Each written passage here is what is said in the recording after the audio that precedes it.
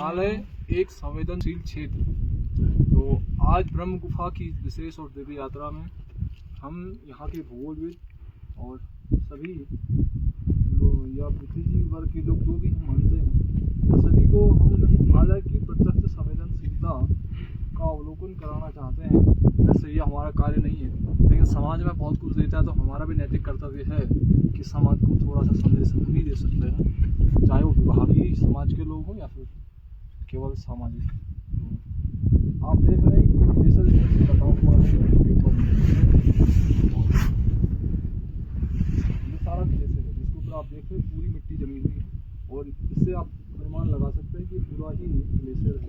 वर्ष 2011 में आपदा के पहले जब हमें बाबा की कृपा से आने का अवसर मिला, तो इतना ऊबड़ खाबड़ या हिमालय नहीं था जहाँ पर हम अभी हैं।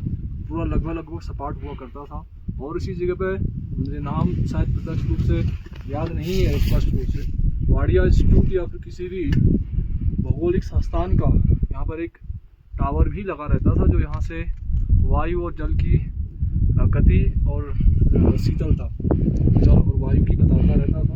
मुझे वो आज भी स्मरण में है, लेकिन अभी तो यहाँ पर नहीं है, आपदा में समा गया। लेकिन इसीलिए कहा जाता है कि हिमालय हमेशा तो नुकसानदायक नहीं होता, लेकिन कभी कभी होता है तो बड़ी विकट समस्याओं को पैदा कर सकता है।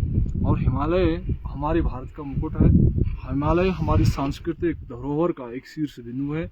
यह भौगोलिक रूप से भी सबसे ऊंचा है, और आध्यात्मिक ऊंचाइयों की आकलन करने की मनुष्य की बुद्धि के बाहर है, क्योंकि जितने भी बड़े बड़े तीर्थ स्थान हैं वो सब हिमालय में हैं।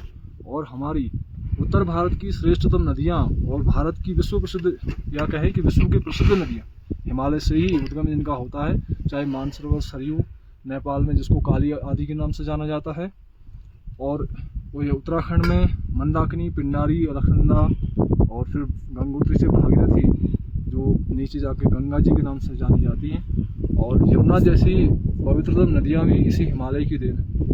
तो बस इतना ही संदेश देना चाहते हैं कि ये जो ग्लेशियर है कभी भी हमारे ऊपर बरस सकते हैं, तो इसीलिए यहाँ की पवित्रता को बनाए रखें, प्लास्टिक का प्रयोग कम हो, और ऐसे कोई भी कार्य ना हो जिससे हिमालय में स्पंदन पैदा हो, कंपन होगा।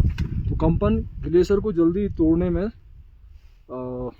सक्षम है, इसलिए सभी और बाकी मुझे लगता है कि समझदार लोग समझ गए होंगे कि हमारा संदेश क्या है। तो हिमालय हमारी आध्यात्मिक और भौगोलिक या फिर आर्थिक, क्योंकि कृषि के लिए